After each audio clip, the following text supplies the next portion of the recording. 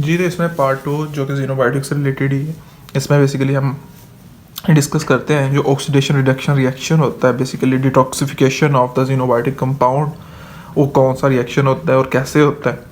Basically ये आपने बायोएनर्जेटिक में भी रीड कर लिया होगा, लेकिन थोड़ा सा इसको अलग एंगल से पढ़ना होता है, कुछ चीज़ें न्यू देखनी होती हैं, वो आपको बता देंगे। ठीक है, एक जनरल रिएक्शन जो इसमें होता है वो बेसिकली ये होता है कि एक अल्काइल ग्रुप जिसके साथ हाइड्रोजन अटैच होता है ऑक्सीजन की प्रेजेंस में और NADPH को यूज़ करते हुए एक हाइड्रोजन साथ लेते हैं। ओके, और क्या बनाते हैं, hydroxyl group with alkyl group. ठीक है, इस तरह NAD पॉजिटिव और वाटर बनता है।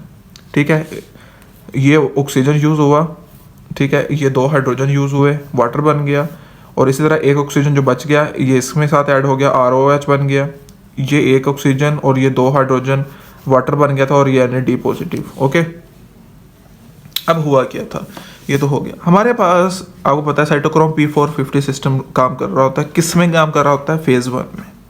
ये बात याद रखिएगा, फेज़ 1 में। ओके, अब फेज़ 1 में इसके पास होती है फेरिक फॉर्म यानी 3 पॉजिटिव।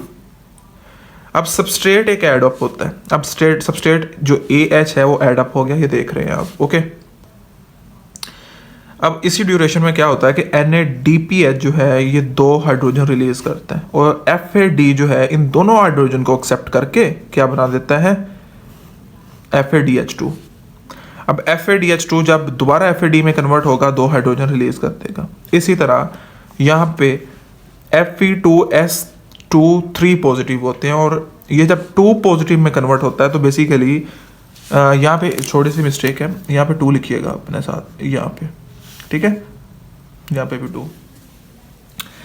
अब होता ये है कि जब ये 2 जब ये एक चार्ज रिमूव होता है, कैसे चार्ज रिमूव होता है, बेसिकली एक इलेक्ट्रॉन रिमूव होता है।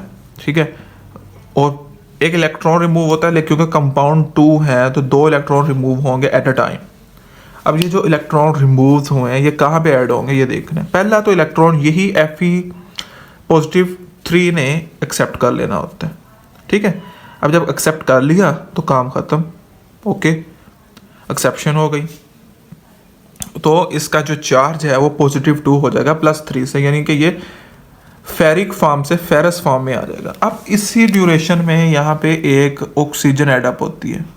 ठीक है, ऑक्सीजन एडअप हुई, अब जो दूसरा इलेक्ट्रॉन है इसी ऑक्सीजन पे जाके अटैच होगा। ठीक है, इसी ड्यूरेशन में कार्बन मोनोऑक्साइड इस रिएक्शन को इनहिबिट करती है, ये आप MCQ के लिए याद रखिएगा। ओके, जब ये रिएक्शन आगे चलता जाता है तो आगे जाके यूँ होता है कि ये जो हाइड्रोजन AH है ये एक ऑक्सीजन के एटम को साथ लेते हैं और एज ए AOH दोबारा वापस रिसाइकल हो जाते हैं। अब एक ऑक्सीजन बच गया, 2 थे ना। अब एक ऑक्सीजन ने क्या किया, ये जो हाइड्रोजन निकल रहे थे इनके साथ एडअप हुआ और क्या बना दिया इसने, वाटर।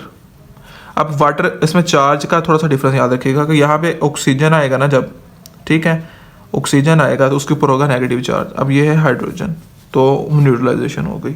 ओके, सो ये एक बहुत बेसिक रिएक्शन था जिसे आपने याद रखना है।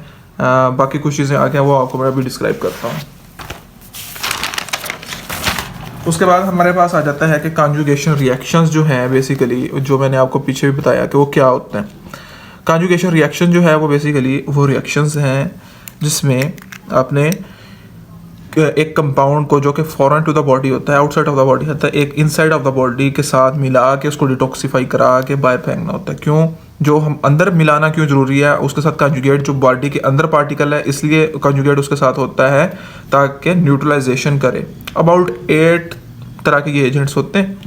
अच्छा, कुछ रिएक्शन जो शो करते हैं ना ये ज़ीनोबायोटिक्स बॉडी में, वो आपको मैं बता देता हूँ। इसमें ऑक्सीडेशन आ जाती है, a large number of compounds are detoxified by the oxidation, एलिफैक्टिक और एरोमेटिक। एरोमेटिक आपको पता है साइक्लिक कंपाउंड्स को कहते हैं। ठीक है, अल्कोहल्स ऑक्सीडेशन के थ्रू ही डिटॉक्सिफाई होते हैं।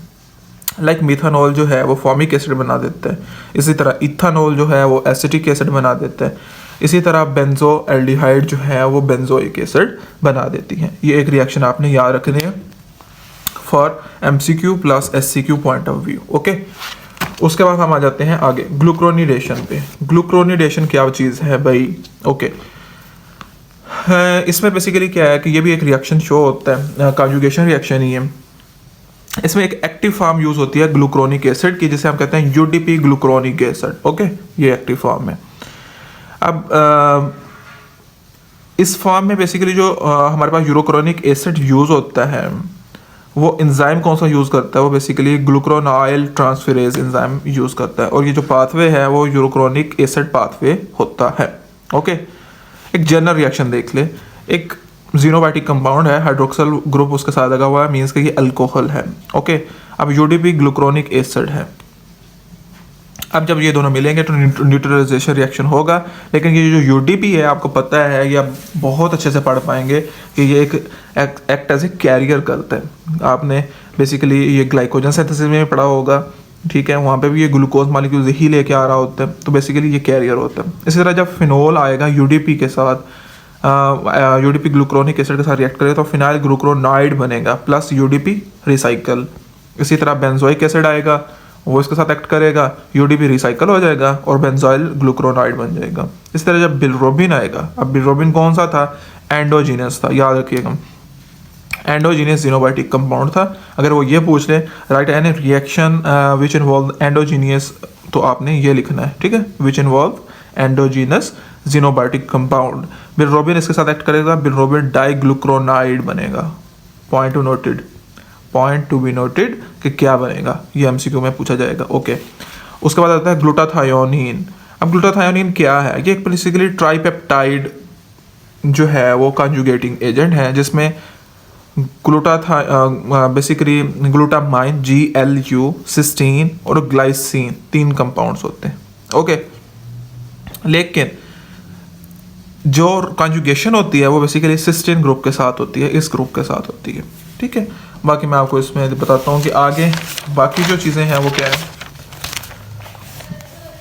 अब क्या है जी, अब ये है कि जो इसमें एंजाइम यूज़ होता है वो बेसिकली ग्लूटाथायोनाइल ट्रांसफेरेज एंजाइम यूज़ होता है। अब जब कंजुगेशन होनी होती है तो ग्लूटामेट और ग्लाइसिन दोनों रिलीज हो जाते हैं। सॉरी, वो मैं शायद पीछे गलत बोल गया, वहाँ पे पहला ग्लूटामेट था, फिर सिस्टीन था, फिर ग्लाइसिन था। ओके, जो ट्राइपेप्टाइड कंपाउंड थे। अच्छा, इसमें जनरल रिएक्शन यही है कि GSH जो ग्लूटाथायोन ग्रुप है वो एक अल्काइल ग्रुप के साथ एक्ट करता है और RSG बना देता है पेप्स। पेप्स क्या है, पेप्स बेसिकली सल्फेट की एक्टिव फॉर्म है जो कि कंजुगेशन में इन्वॉल्व होती है। जो एंजाइम यूज़ करेंगे वो सल्फोट्रांसफेरेज होगा। बहुत सारे एरोमेटिक और एलिफेटिक कंपाउंड इसी के थ्रू जो है वो डिटॉक्सिफाई होते हैं। लाइक फिनॉल है, वो पेप्स के साथ एक्ट करता है, फिनाइल सल्फेट बनाता है और पेप बना देता है। अच्छा, ये आपको मैंने नोट्स में पहले इन्वॉल्व कर दिया था, ठीक है। अब एक छोटा सा और स्टेप जो आपने याद रखना है, ये हार्पर में बहुत पुराने एडिशन में था, लेकिन ये बहुत ज़्यादा UQ पॉइंट है, इसको हम थोड़ा क्लियर कर लेते हैं। अब आपको पता था कि जीनोबायोटिक जो भी कंपाउंड है जब आता है बॉडी में 2 फेजेस होते हैं, फेज 1, फेज 2। फेज 1 में हाइड्रोक्सिलेशन एक बेसिक रिएक्शन था, फेज 2 में बहुत सारे रिएक्शन थे, लेकिन कंजुगेशन हमने एक जनरल टर्म यूज़ की थी। ओके, जब भी कंपाउंड आया वो एक रिएक्टिव मेटाबोलाइट था, उसको एक्टिव किया जाता है। मैंने आपको डिफरेंस टेबल में बताया था, आपको एक दिखा भी देता हूँ।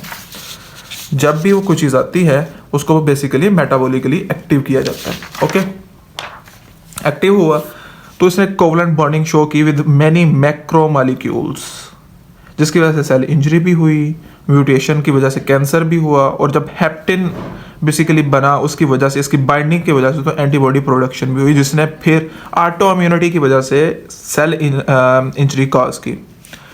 लेकिन जब फेज 2 हुआ तो बेसिकली ये नॉन टॉक्सिक मेटाबोलाइट में कन्वर्ट हो गया। समझ आ गई बात की। फेज 1 में ये सारा कुछ आपने ऐसे याद रखना है कि सेल इंजरी डायरेक्ट भी काज करवा सकता है बाइंड करके, म्यूटेशन भी काज करवा सकता है उसके DNA के साथ बाइंड करके, मैंने आपको बताया था बाइंडिंग, ठीक है। इसी तरह एंटीबॉडीज प्रोडक्शन करवा के भी सेल इंजरी काज करवा सकता है। क्योंकि अगर मैं आपको थोड़ा सा कोरिलेट करवा दूँ तो आपको ज़्यादा अच्छे से याद रह जाएगा कि ये सेल इंजरीज क्या करवा रहा था। एक म्यूटेशन करवा रहा था, एक प्रोटीन जो है उसको इनएक्टिवेशन करवा रहा था, और एक न्यूरोटॉक्सिन था और अग्लूटिनेशन था। यही चीज़ें यहाँ भी उन्होंने थोड़ा सा एक्सप्लेन्ड वे में बताई हुई हैं, ठीक है। होपफुली आपको ये बात समझ में आ गई, इसको राइट अपने कर लेना है सारी चीज़ों को, ताकि आपके प्रॉफ की जो एग्जामिनेशन की तैयारी है वो अच्छे से हो पाए। स्टे ट्यून्ड, मिलते हैं नेक्स्ट वीडियो में। अल्लाह हाफिज़।